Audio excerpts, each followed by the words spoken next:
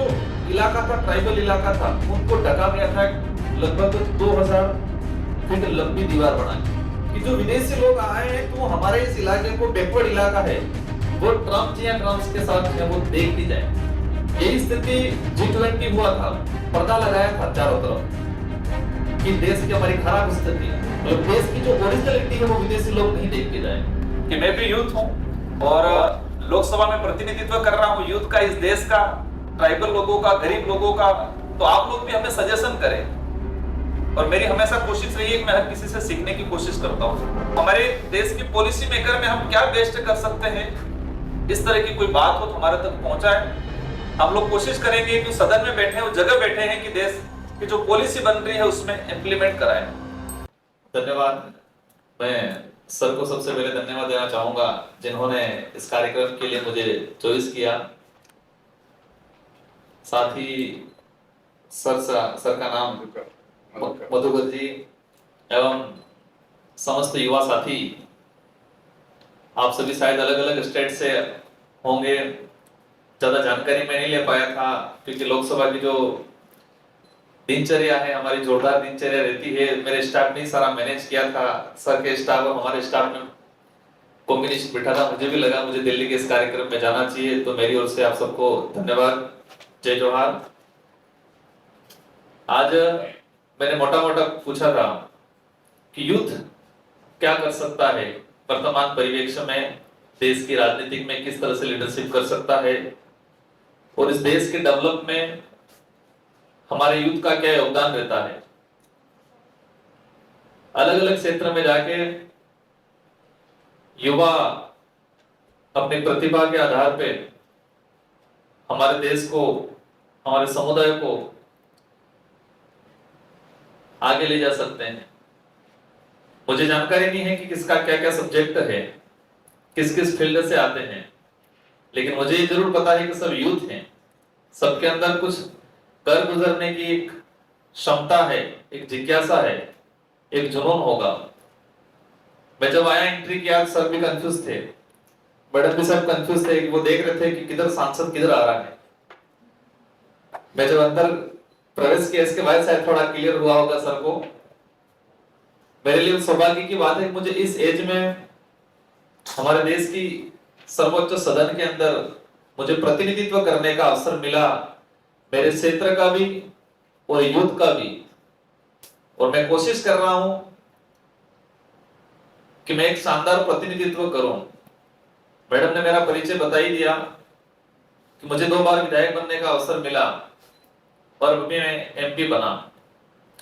मेरा जो ट्राइबल इलाका है, मैं ट्राइबल कम्युनिटी से आता हूं, तो ट्राइबल की बात आते ही सबके माइंड में अलग से पिक्चर बनती है कि ट्राइबल पहाड़ों में, जंगलों में रहते हैं, सुविधाओं के अभाव में। कुछ वास्तविकता भी है। हमारा इलाका इतना कहें कि भौतिक सुविधाओं से इतना परे है। मैं विधायक बना, इसके बाद मैंने मेरे घर की, मेरे गांव में जाने की सड़क बनाई थी। मैं देखता हूं यहाँ पर दिल्ली के अंदर डिमांड होती है कि ये हो गया, वो हो गया। हम लोग ये समझ लेते हैं कि जो शहर है वही देश है। दिल्ली हो, मुंबई हो, बड़े बड़े जो शहर है वही देश है। शहर में रहने वाले हैं वही देश के नागरिक हैं, ये महसूस कर लेते हैं। लेकिन ये इंडिया बहुत बड़ा है, इसका डीप में जाएंगे, हर इलाके में अलग अलग परिस्थितियां देखने मिलेगी, अलग अलग लैंग्वेज देखने मिलेगी। यहाँ की भौतिक सुविधा, गांवों की, ट्राइबल इलाके की भौतिक सुविधा में रात दिन का डिफरेंस मिलेगा। मुझे सौभाग्य मिला कि मुझे ट्राइबल का और ट्राइबल इलाके का प्रतिनिधित्व करने मिला। साथ साथ हर जगह मैं कोशिश करता हूं कि यूथ राजनीतिक में आगे आए। हम स्कूल कॉलेज में पढ़ते थे या पढ़ते होंगे कि एक मैसेज मिलता है कि राजनीति गंदी होती है, राजनीति खराब होती है, और इसलिए यूथ थोड़ा हटता है। ठीक है, राजनीतिक से ही, लेकिन हमारे देश की जो पॉलिसी बनती है वही राजनीतिक के माध्यम से सदन या विधानसभा में, लोकसभा में वहां जाके बनती है हमारे देश की पॉलिसी। और हमारा पढ़ा लिखा यूथ अगर वहां पॉलिसी मेकर में नहीं जाएगा तो इस देश के लिए बेस्ट पॉलिसी नहीं बना पाएंगे हम लोग। आज 543 सांसद हैं, लगभग इसमें मुश्किल से 10-12 लोग यूथ होंगे, बाकी सब 50-60 साल से ऊपर ही हैं।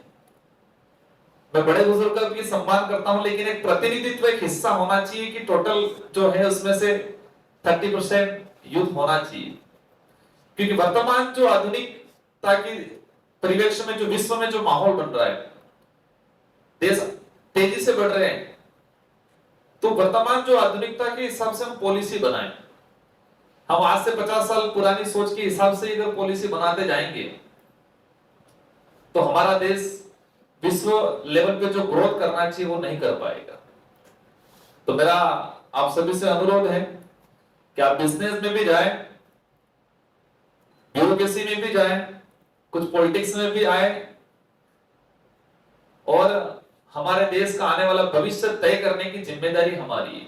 आने वाली जो पीढ़ी, जो बच्चा आज 5-6 साल 7 साल का है, या जो इस दुनिया में आने वाला है, हमारा ही भाई होगा, हमारे ही बच्चे होंगे, तो उनके लिए इस देश को किस दिशा में, या उनके लिए इस देश में क्या परिस्थितियां बनानी है, वो हमारे हाथ में।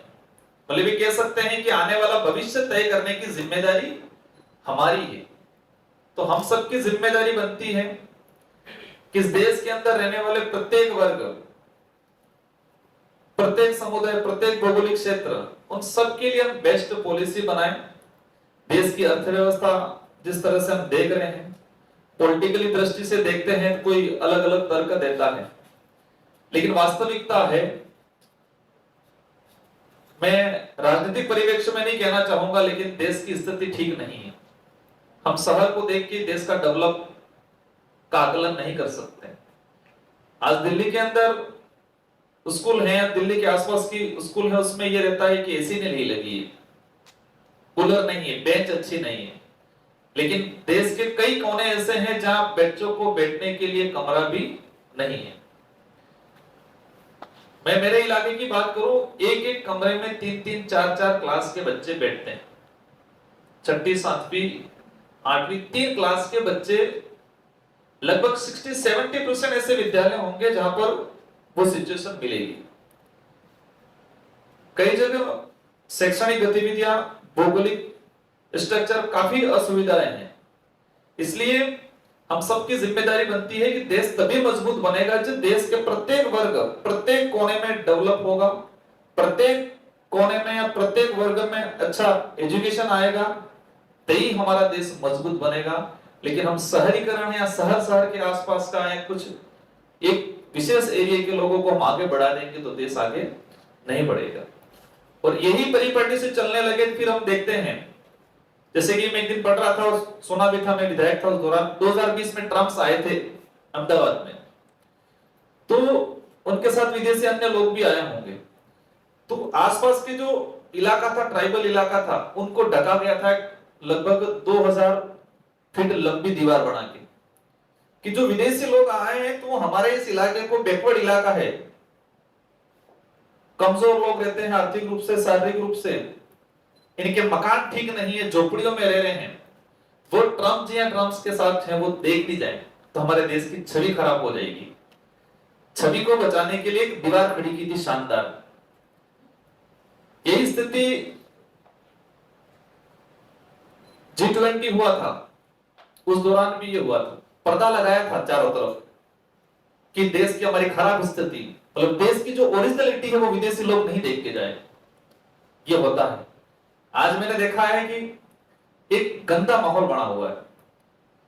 हर व्यक्ति, किसी व्यक्ति का व्यक्तित्व, उसके कपड़े, उसकी क्वालिटी या उसकी लैंग्वेज या उसका रहन सहन से भागते कि नहीं, ये उसका कपड़ा अच्छा है तो नहीं आदमी अच्छा है, बड़ा आदमी है, ये माहौल बना हुआ देश के अंदर। वो महात्मा गांधी जी के साथ भी हुआ था। कई ऐसे लोग हैं, नॉलेज या उसका व्यक्तित्व, उसके कपड़े या उसकी सुख सुविधाओं से आकलन नहीं किया जा सकता है। तो हम सबको मिलकर इस देश को मजबूत बनाना है, तो देश के प्रत्येक वर्ग या प्रत्येक कोने के अंदर, हर स्टेट के अंदर चल जाएगा ऐसे ही। हर इलाके के अंदर हमको भागना पड़ेगा। ऐसे कई सोशल एक्टिविस्ट देखे हैं मैंने जो अमेरिका के अंदर जॉब करके आए, चलेगा, लेकिन उनको लगा कि नहीं हमारे देश के लिए काम करना है, तो वो काम करने के लिए ग्रामीण इलाकों में गए, क्योंकि उनको पता है कि देश तभी मजबूत बनेगा जब हमारा ग्रामीण इलाके के लोग भी, बैकवर्ड इलाके के लोग भी, कमजोर समाज है वो भी आगे आएंगे, तो ही देश मजबूत बनेगा। ये इनकी सोच रहती है। तो आप सभी साथियों से मेरा यही अनुरोध है छोड़ो कि आप लोग सभी हमारे इस देश के निर्माण में एक महत्वपूर्ण भूमिका निभाए, और यूथ की सबसे बड़ी जिम्मेदारी रहती है कि आने वाला भविष्य कैसा होगा उसका निर्माण अपने हाथों में। अब कुछ लोग राजनीतिक के माध्यम से प्रयास करेंगे, कुछ बिजनेस के माध्यम से। हम आत्मनिर्भर की बात कर लेते हैं, लेकिन देखा है कि हम बहुत सारी वस्तुओं पे विदेश पे डिपेंड है, बहुत सारी ऐसी चीजों पे। हम यहाँ पर आए, हो सकता है किसी का घड़ी होगा, किसी का कपड़ा होगा, बहुत सारी चीजें हम विदेश से आज भी आयात कर रहे हैं। हमारे देश में स्कोप है, लेकिन हम लोग उस लाइन पे नहीं जा पा रहे। और आप सभी से मेरा अनुरोध है कि मैं भी यूथ हूं और लोकसभा में प्रतिनिधित्व कर रहा हूं यूथ का, इस देश का, ट्राइबल लोगों का, गरीब लोगों का। तो आप लोग भी हमें सजेशन करें, और मेरी हमेशा कोशिश रही है कि मैं हर किसी से सीखने की कोशिश करता हूं। तो हमारे देश के पॉलिसी मेकर में हम क्या बेस्ट कर सकते हैं, इस तरह की कोई बात हो तो हमारे तक पहुंचाए। हम लोग कोशिश करेंगे कि सदन में बैठे, उस जगह बैठे हैं कि देश की जो पॉलिसी बन रही है उसमें इंप्लीमेंट कराए, और मैं पूरी कोशिश दमखम के साथ करेंगे इस देश को शानदार तरीके से आगे बढ़ाए। सारे यूथ साथियों को मेरी ओर से धन्यवाद, मेरी बात को सुना, और मुझे विश्वास है कि मेरी बात को समझा भी होगा, और आप सभी